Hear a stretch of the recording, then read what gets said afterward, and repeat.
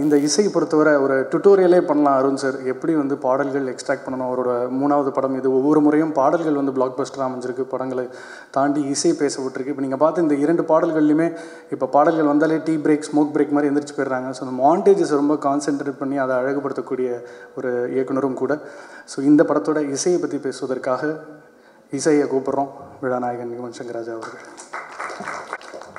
Good evening everyone. வந்திருக்கவங்க எல்லாருக்கும் வணக்கம். இந்த படம் I think Vijay Sethupathi sir சொன்ன மாதிரி இட்ஸ் ஒரு ஆக்ஷன் ஃபில்ம்.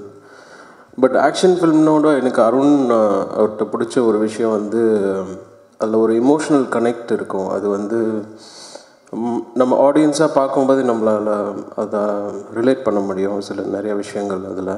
ஸோ அதை வந்து அழகாக கோர்வையாக படத்தில் வரும். அண்ட் மெயினாக வந்து பேக்ரவுண்ட் ஸ்கோர் நான் ரொம்ப என்ஜாய் பண்ணேன் இந்த படம். ஐ திங்க் ரீசெண்ட் டைமில் சாங்ஸ் கூட ஈச் அண்ட் எவ்ரி சாங் வந்து நான் ரொம்ப ரசித்து பண்ண ஒரு ஆல்பம் அப்படின்னு சொல்லலாம். இது நான் ட்விட்டரில் கூட போட்டிருந்தேன்.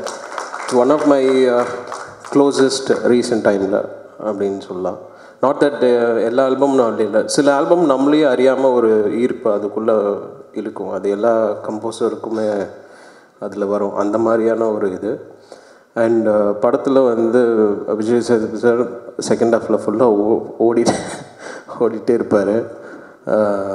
Lot of effort actually. நான் ஐ திங்க் பேங்காக்கில் ஷூட் நடக்கும்போது ஒரு வாட்டி வந்து பார்த்தேன். Stun sequence and everything phenomenal effort.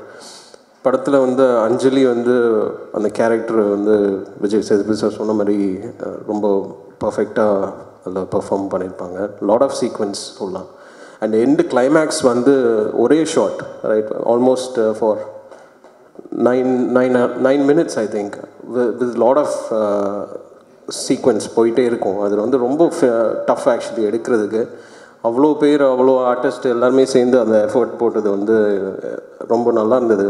Score பண்ணும்போது நான் ரொம்ப ரசித்து பண்ண ஒரு விஷயம் அதில். அப்புறம் விஜய் சேதுபதி சார் சன் சூர்யா, அவர் வந்து ஒரு தனி ஸ்டார். அவர் தான் ராக் ஸ்டார் படத்தில்.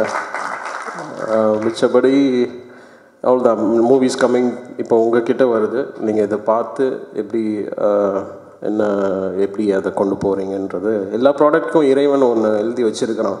இந்த ப்ராடக்ட் எப்படி போய் சேரணும்னு அது அந்த விதத்தில் தான் வரும். நம்ம வந்து எப்படி என்ன எஃபர்ட் போட்டு சீக்கிரமாக கொண்டு வந்துடலாம் அப்படின்னா இந்த அரிசிக்கு ஒரு டைம் இருக்குது. அந்த அரிசியை ஒருத்தட்ட போய் சேர்றதுக்கு அதே மாதிரி தான் எந்த ஒரு ப்ராடக்ட்டும். ஸோ நம்ம வந்து எவ்வளோ ஃபாஸ்ட்டாக வேணால் ஒர்க் பண்ணலாம், எவ்வளோ ஸ்லோவாக வேணால் ஒர்க் பண்ணலாம். அதுக்கு உரிய ஒரு டைம் வந்துடுச்சுன்னு நான் நினைக்கிறேன். ஸோ இந்த படத்தை போய் தியேட்டரில் பார்த்து என்ஜாய் பண்ணுங்கள். தேங்க்யூ.